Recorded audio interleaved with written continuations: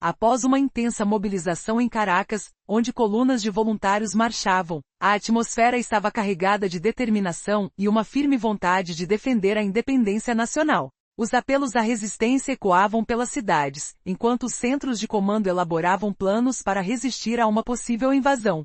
Essa retórica vibrante não se limitava ao público interno. Era um chamado ousado ao resto da região, sinalizando que as tentativas dos Estados Unidos de pressionar Venezuela teriam uma resposta abrangente e coordenações dos venezuelanos. Os estrategistas em Washington estavam claramente subestimando a seriedade com que Caracas estava lidando com a situação, e as consequências disso logo se tornariam evidentes. Enquanto os Estados Unidos se preparavam para uma operação que inicialmente parecia um jogo de força, novas ordens foram emitidas para a mobilização de navios de guerra e do armamento de seus soldados, criando uma postura de ataque. Desembarcando perto da costa venezuelana, incluindo várias embarcações de desembarque e patrulha, as forças americanas buscavam mostrar capacidade de agir a qualquer momento, como um sinal claro de poder geopolítico. Contudo, o que parecia ser um movimento bem orquestrado no papel começou a deteriorar-se em um verdadeiro pesadelo como resultado do despreparo. O comando americano, confiando excessivamente em sua tecnologia, não previa a capacidade de resposta rápida e bem trabalhada dos venezuelanos.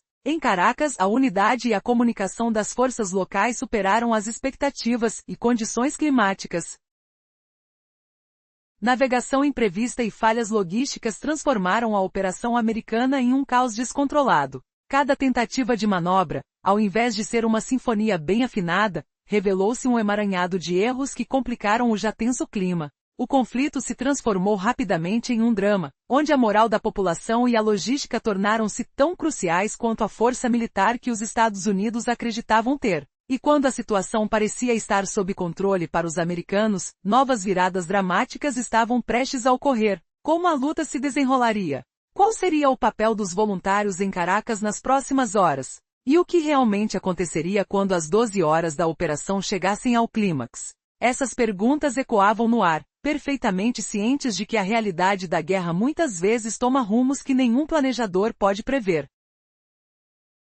A situação no mar e no ar rapidamente se transformou em uma verdadeira trama dramática, onde tanto os venezuelanos quanto os americanos disputavam a iniciativa. Neste cenário, a logística e o moral das tropas se tornaram tão cruciais quanto a força bruta. Enquanto o povo de Caracas se mobilizava em um fervoroso chamado à defesa da pátria, as tentativas de Washington de minar a confiança internacional resultaram em um efeito paradoxal. O que começou como uma simples operação antidrogas rapidamente se transformou em um tenso campo de batalha geopolítico, onde as apostas e os riscos superavam qualquer expectativa inicial. Essa narrativa revela uma lição poderosa. As regras do jogo mudam rapidamente quando o compromisso e a determinação de uma nação entram em cena. Assim, enquanto por trás das mesas o planejamento parecia sólido na prática, a realidade se impôs de maneira inesperada. O que acontece quando um superpoder se torna a presa em vez do caçador? Em meio a essa reviravolta, o primeiro golpe inesperado atingiu o destroyer Grave,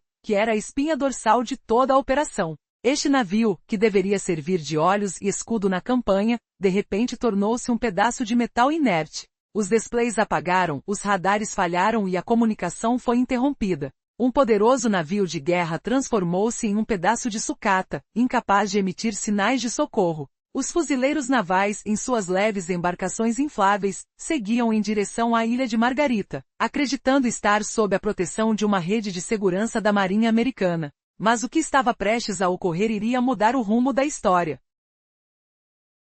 O céu que antes parecia tranquilo começou a se encher de pequenos pontos, a princípio confundidos com aves marinhas. Mas na realidade, eram drones kamikazes coordenados em uma manobra letal que os soldados nunca poderiam antecipar. Quem poderia imaginar que no calor da batalha, a maior ameaça surgiria não das águas, mas do céu? Os fuzileiros despreparados para o que viria, logo enfrentariam um pesadelo. O tempo havia se esgotado e a luta pela sobrevivência se tornaria a única realidade. As primeiras ondas de ataque se aproximavam, e quanto mais se aproximavam do objetivo, mais intensamente se tornava a inevitável verdade. Como a força da natureza poderia desmoronar os planos meticulosamente elaborados nos escritórios de Washington? A pergunta suspensa no ar ecoava, enquanto a tensão se intensificava. Após a mobilização de tropas americanas em operações que prometiam combater o narcotráfico, as forças venezuelanas começaram a se preparar para o confronto. Sem saber o que os aguardava, os soldados avançavam em direção à ilha de Margarita, acreditando que contavam com a proteção absoluta da Marinha dos Estados Unidos. No entanto, o que parecia ser um dia tranquilo se transformou em um pesadelo. O céu se encheu de pontos que, a princípio, foram confundidos com gaivotas. Na verdade, eram drones kamikazes que se aproximavam com uma precisão de dar medo. Os primeiros atacantes se aproximaram pela esquerda, os segundos pela direita, outros desceram em picada, enquanto alguns voavam bem baixo, rente à água. Para os fuzileiros navais, aquele ataque foi uma surpresa devastadora. Seus barcos infláveis não possuíam qualquer tipo de blindagem ou defesa antiaérea. As armas que carregavam eram impotentes contra manobras rápidas de drones, como se tentassem derrubar um avião com uma pedra. O mais aterrorizante não era apenas a inevitabilidade do ataque, mas a precisão letal com que foi executado. Os operadores atuavam como militares treinados, cada movimento pensado com frieza de cirurgião. O primeiro drone atingiu o motor de uma das embarcações, fazendo-a parar como uma presa fácil. O segundo rasgou o casco de outro barco, e em poucos instantes, só se viam bolhas na superfície do mar. O terceiro drone lançou sua carga explosiva em direção a mais uma embarcação, levantando um grande jato de água no ar. Em desespero, os fuzileiros navais saltaram para o mar, tentando escapar dos estilhaços. A água fria e violenta tornava a sobrevivência quase impossível, especialmente para aqueles equipados com armaduras pesadas. Enquanto isso, no rádio ecoavam gritos desesperados por socorro, mas nenhuma resposta era ouvida. O USS Gravelle, a âncora de toda a operação, estava em silêncio, como um gigante adormecido, incapaz de ajudar. A situação se agravou ainda mais quando as operações de resgate foram acionadas.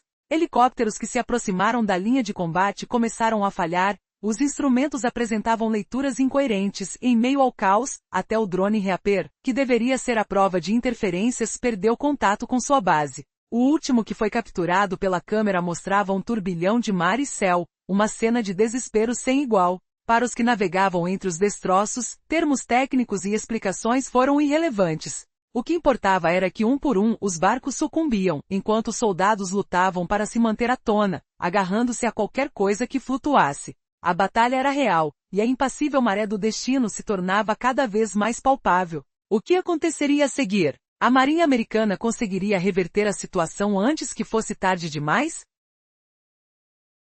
Já na última parte, vimos como o último contato com o drone MQ-9 Reaper mostrou imagens caóticas, com o céu e o mar girando em desordem, um efeito atribuído depois ao intenso uso de guerra eletrônica. Mas para aqueles que lutavam por suas vidas nas águas, esses termos técnicos não passavam de ruídos vazios. Agora imagine a cena aterradora, as embarcações afundavam uma após a outra.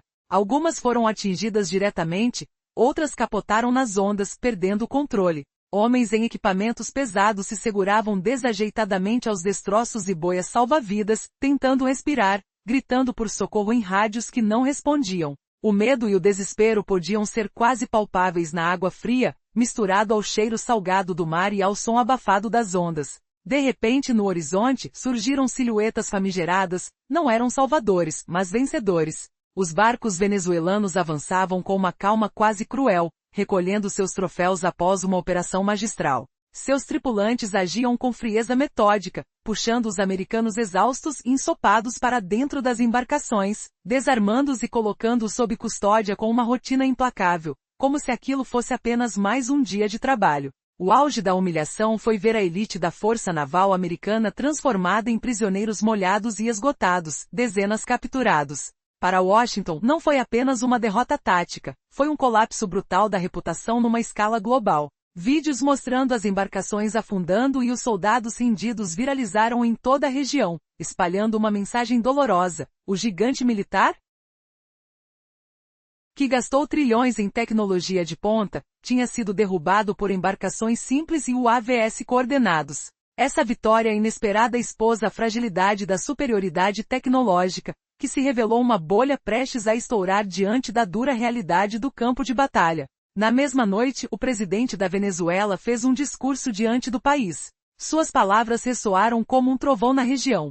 provamos ao mundo que a Venezuela jamais permitirá que seu soberano seja pisoteado. Seu tom era solene, uma mistura de orgulho e desafio, dirigindo-se não só aos venezuelanos, mas também a todos os países próximos. Ele reservou um momento especial para agradecer os aliados que deram suporte no momento crítico, pontuando que verdadeiros parceiros jamais abandonam seus companheiros em tempos difíceis. Essa declaração incendiou o debate internacional. Foi clara a insinuação sobre quem estava atrás da surpreendente resistência venezuelana, levantando suspeitas sobre a origem e coordenação da incursão que virou o jogo. Quem estaria realmente por trás desses ataques tão precisos? Como uma potência militar tão robusta foi pega de surpresa, traída por sua própria confiança? A resposta parece estar numa combinação letal: a união do povo que defende seu solo, tática sofisticada e o poder invisível da informação e guerra eletrônica. O que parecia um simples espetáculo de força se transformou numa prova dramática de que o verdadeiro poder não reside só em armas caras, mas na capacidade de resistir, surpreender e nunca subestimar a vontade de um povo decidido a lutar por sua terra. Aquele dia, a dinâmica mundial da região mudou para sempre. E ainda há muito a revelar sobre os desdobramentos dessa crise e um conflito onde tecnologia, orgulho e soberania colidem de formas imprevisíveis. Até onde irá essa escalada de tensão? Quais os próximos movimentos dessa partida de xadrez onde a vida e a honra estão em jogo?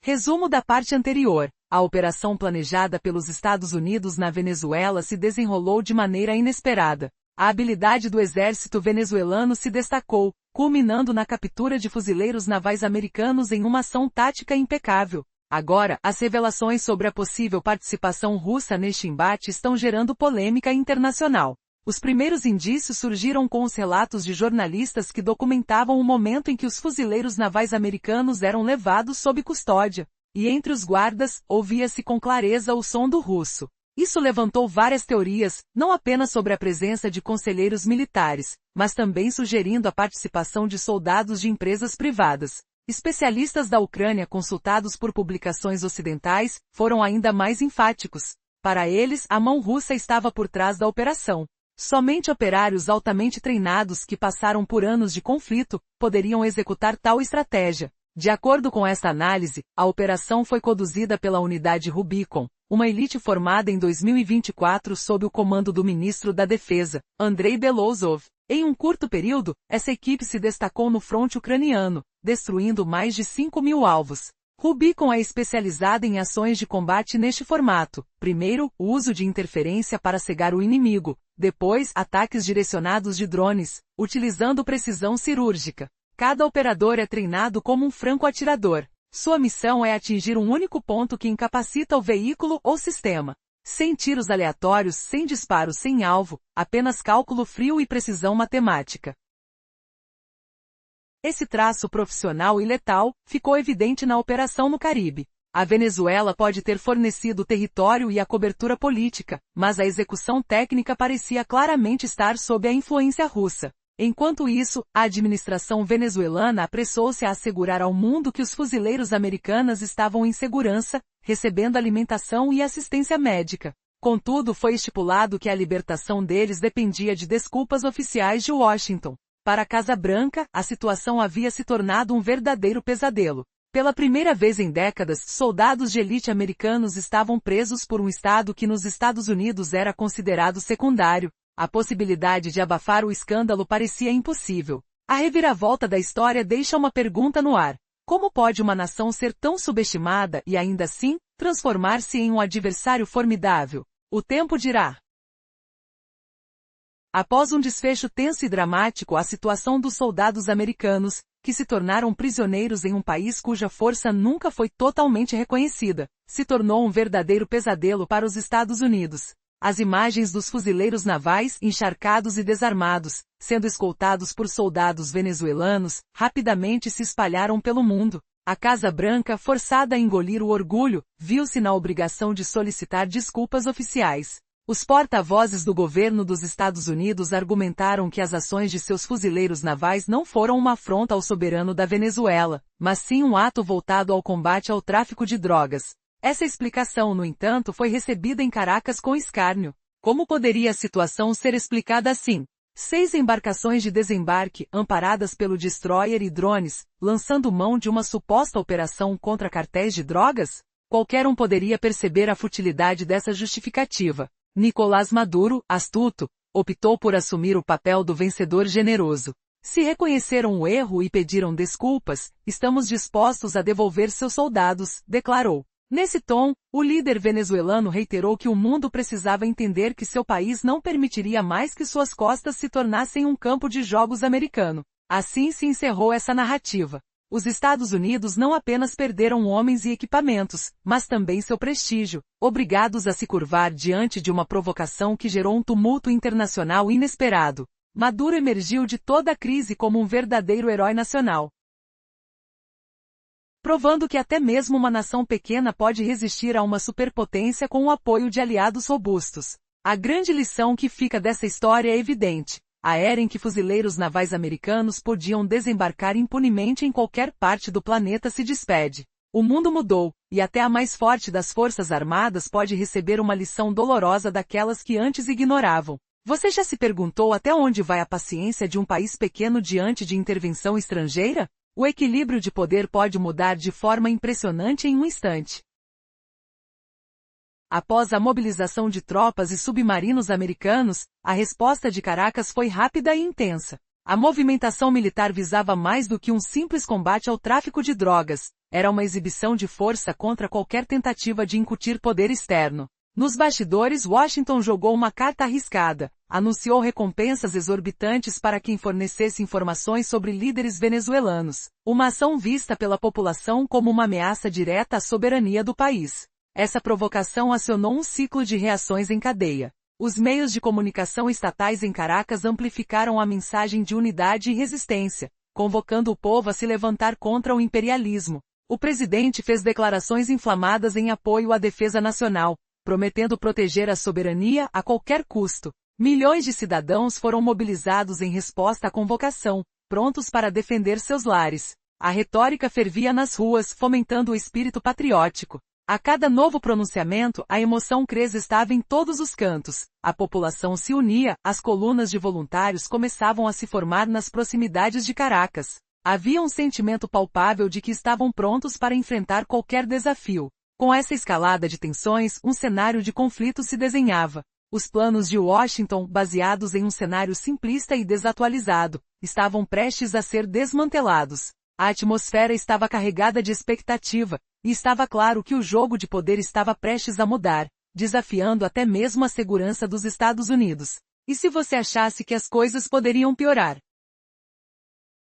Imagine o que viria a seguir. Em meio a essa turbulência, a liderança venezuelana começou a formular suas próprias estratégias, preparando-se para um embate que poderia definir o futuro da região. Como uma simples operação antinarcóticos poderia se transformar em um conflito aberto, com consequências inimagináveis. As sirenes de alerta soavam, e os ventos da guerra começavam a soprar com força. A história que vocês vão ouvir é surpreendente. Você sabia que os Estados Unidos, uma superpotência, podem se tornar a presa em uma operação supostamente inofensiva? É exatamente isso que aconteceu em uma recente tentativa de intervenção na América Latina. O que começou como um plano para combater o tráfico de drogas se transformou em um pesadelo estratégico, deixando os oficiais em Washington perplexos. Como tudo isso ocorreu? Vamos mergulhar na trama. Tudo começou no Pentágono, onde a ideia surgiu de enviar tropas para as costas da Venezuela, alegando uma missão humanitária e de combate ao crime. O plano parecia promissor à primeira vista, desenhado para impressionar a comunidade internacional e provar a seriedade das Forças Armadas Americanas. Mas havia um erro crucial. A visão de Washington retratava a Venezuela como um país fraco e isolado. Essa suposição foi rapidamente desmentida. Logo ficou claro que Caracas estava longe de ser a presa despreparada. O governo venezuelano respondeu de maneira rápida e organizada. Aqueles que contavam com uma vitória fácil se depararam com uma resistência determinada e inesperada. As forças americanas inicialmente pareciam estar tão bem preparadas com barcos de guerra, incluindo destroyers da classe Arleigh Burke, e submarinos nucleares prontos para apoiar a operação. Estima-se que milhares de soldados já estavam posicionados no mar e a bordo, mas a narrativa se tornaria muito mais complexa. A abordagem pouco diplomática de Washington acabou por inflacionar a tensão, em uma decisão arriscada. O governo americano ofereceu uma recompensa substancial para informações que levassem à prisão do líder venezuelano. Essa manobra foi interpretada em Caracas como uma ameaça direta, um ataque à soberania do país. A resposta foi feroz. A mobilização em massa de civis e militares tomou conta da nação, refletindo uma determinação inabalável em proteger seus interesses. O que acontecerá nessa batalha pela honra e pela soberania? As forças venezuelanas conseguirão superar a superioridade técnica dos Estados Unidos? Fiquem ligados, pois os eventos estão prestes a se intensificar de uma maneira que ninguém esperava. O que acontece quando um gigante adormecido é provocado? A história que vamos contar revela a inesperada reviravolta que surfistas dos Estados Unidos deram ao se embrenharem nas águas da América Latina. A narrativa começa com um plano audacioso do Pentágono, onde a elite militar decidiu encenar uma operação chamada Combate ao Tráfico de Drogas, uma fachada para justificar um incursionamento nas águas venezuelanas. O que parecia uma ideia brilhante rapidamente se transformou em um pesadelo. O objetivo? Convencer o mundo de que estavam lutando pela ordem, enquanto verificavam a prontidão de suas tropas. No entanto, o conceito de uma Venezuela fraca e isolada estava totalmente ultrapassado. Caracas reagiu de forma rápida e organizada. A Juggernaut americana logo se viu diante de uma resistência avassaladora, algo que nunca esperara. O espetáculo que Washington havia preparado ganhou contornos dramáticos. Navios de guerra, incluindo os destroyers de classe Arleigh Burke, foram enviados para a região, junto com submarinos e apoio aéreo. O número de tropas se elevou a milhares, prontos para uma operação que se acreditava atípica. Contudo, enquanto os Estados Unidos se preparavam para mostrar sua força, mal sabiam que haviam esbarrado na determinação de um país disposto a defender sua soberania. O que parecia ser um movimento audacioso transformou-se em um campo de batalha de estonteantes consequências. A prepotência se tornou vulnerabilidade. Veja como uma estratégia de poder se transforma em uma luta de resistência. A realidade que os estrategistas ignoraram rapidamente se impôs, mostrando que a determinação de um povo pode virar a maré em um confronto. A história desse embate entre duas nações revela mais do que apenas uma fraca operação militar. Trata-se de um lembrete sombrio de que o verdadeiro poder não se mede apenas em números, mas na força coletiva de um povo unido. E agora, com as forças venezuelanas se mobilizando rapidamente, qual será o próximo capítulo dessa intrigante batalha? A tensão está no ar, enquanto cada lado se prepara para o confronto decisivo. O que acontecerá quando os destinos se cruzarem? Fique atento para descobrir como essa luta se desenrola nas águas turbulentas do Caribe. Até agora, vimos que diante da crise, uma aliança verdadeira revela sua força, e essa frase incendiou a imprensa internacional. Todos perceberam o recado. Quem coordenou os ataques deveria estar bem articulado. As perguntas sobre a origem e a organização dos golpes vieram à tona imediatamente. Especialistas militares e analistas destacaram a surpreendente precisão e coordenação no uso dos drones. Eles atacaram em enxames vindos de múltiplas direções, mirando nos pontos vitais da tecnologia, não buscando mortes em massa, mas tirando de combate equipamentos decisivos. Essa tática lembrava métodos vistos em conflitos recentes pelo mundo, mostrando uma evolução no modo de travar batalhas. O elemento mais chocante foi o domínio da guerra eletrônica. As forças responsáveis conseguiram paralisar os sistemas de comando e controle da frota naval e da aviação, bloqueando comunicações e desativando armas em plena ação. A combinação de interferências e ataques cirúrgicos borraram a vantagem tecnológica esperada por uma das potências. Esse episódio virou uma vitória dupla, militar e midiática. Para Caracas, foi a prova concreta de que o país não defende apenas sua soberania com palavras, mas também com força real. Para Washington, um duro recado: a tecnologia avançada nem sempre garante a vitória quando o inimigo é ágil, bem preparado e informado. Mas o impacto desse confronto vai muito além de um simples relatório tático. Revela um novo tipo de guerra, onde forças pequenas, precisas e bem coordenadas conseguem derrubar plataformas gigantes e questionar o equilíbrio de poder tradicional. Esse estilo de ataque é singular, e o único com experiência real e eficaz no uso massivo dessas táticas é a Rússia. Outro dado que chama a atenção é o emprego da guerra eletrônica avançada. O caso do destroyer Great Lake dos helicópteros americanos mostrou o uso de potentes sistemas de interferência eletrônica, provavelmente os conhecidos Krasukha 4 ou Pol 21, tecnologias exclusivas das Forças Armadas Russas. Por fim, o grau de planejamento da operação surpreendeu totalmente. Nunca antes a Venezuela havia conduzido ações militares tão complexas. Tudo parecia meticulosamente calculado: primeiro, a cegueira dos radares e a imobilização dos navios de escolta, depois, o ataque contra os fuzileiros indefesos, e, para finalizar, a captura e o transporte dos prisioneiros em meio a um espetáculo de força e disciplina. Então fica a pergunta: seria essa uma simples coincidência, ou estamos diante de uma operação orquestrada por forças externas com um objetivo estratégico? E principalmente, como isso vai alterar o equilíbrio geopolítico de toda a região? Prepare-se, porque essa história ainda está longe de acabar. Depois da mobilização maciça das tropas americanas e da presença imponente de submarinos nucleares na região, a resposta de Caracas foi rápida e intensa, queimando a linha tênue entre diplomacia e confronto direto. O que começou como um combate ao narcotráfico se revelou um teatro sombrio de poder e soberania. Washington, numa jogada arriscada e até imprudente, anunciou uma recompensa recorde por informações que levassem à captura dos líderes venezuelanos, um claro desafio, que para o povo local soou como uma agressão direta ao coração da sua independência. As ruas de Caracas vibravam com ecos dessa provocação. A imprensa estatal elevava o tom da retórica, clamando por unidade e resistência frente à ameaça externa. O presidente intensificava seu discurso, prometendo proteger a nação das garras imperialistas a qualquer custo. Milhões foram convocados, prontos para defender cada palmo de terra com fervor e determinação. As praças se enchiam de voluntários, formando colunas diante da capital, enquanto a emoção e o orgulho nacional inflamavam cada coração. No meio desse turbilhão, Washington parecia subestimar o verdadeiro espírito do povo venezuelano. Seus planos, desenhados em gabinetes frios e desconectados da realidade, foram atingidos pela força inesperada de uma mobilização popular poderosa. A tensão tomou conta de cada esquina, os preparativos para um conflito maior ganhavam ritmo e peso. Você consegue imaginar que algo começado como uma simples missão antidrogas pudesse se transformar num embate de proporções imprevisíveis? A atmosfera em Caracas estava carregada não só de medo,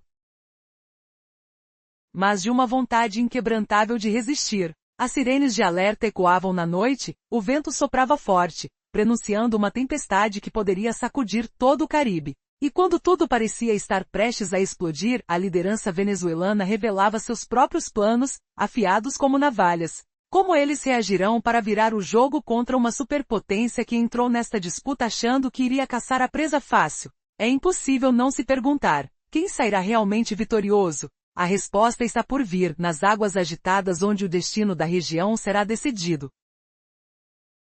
Analistas e especialistas em assuntos militares notaram um elevado nível de coordenação no uso de drones, com ataques em grupos vindos de diferentes direções. Eles focaram em alvos estratégicos, não em causar perdas humanas, mas em desativar equipamentos. Essa tática lembrava métodos utilizados em outros conflitos atuais. Certamente a maneira como a guerra eletrônica foi aplicada merece destaque, pois paralisou os sistemas de controle da marinha e da aviação. A sinergia entre as interferências eletrônicas e os ataques precisos nivelou o campo de forças, evidenciando que a supremacia tecnológica não garante segurança quando a flexibilidade, a preparação e a informação do inimigo são fatores decisivos. O que ocorreu vai além de uma simples contagem tática. Trata-se de um aviso sobre as novas formas de combate, onde pequenas, porém, precisas e coordenadas unidades podem aniquilar plataformas caras e desafiar a compreensão convencional do equilíbrio de poder. Essa abordagem é única e remete a um verdadeiro know-how bélico, que atualmente só é visto com operadores russos, capazes de agir de forma sincronizada e eficaz. Além disso, o incidente com o destroyer Gravelle e os helicópteros americanos refletiu o uso de sistemas de guerra eletrônica altamente sofisticados, provavelmente Sukhoi 4 ou Pol 21, disponíveis exclusivamente na Rússia. Um terceiro indicador foi o nível de planejamento da operação, algo que a Venezuela nunca havia realizado antes de forma tão complexa. A sequência foi precisa. Primeiro, ofuscar e incapacitar os barcos de cobertura. Em seguida, atacar as tropas desprotegidas, culminando na ostentação do transporte de prisioneiros. O ambiente estava saturado de tensão. O que poderia ter sido uma missão simples se transformou em um pesadelo.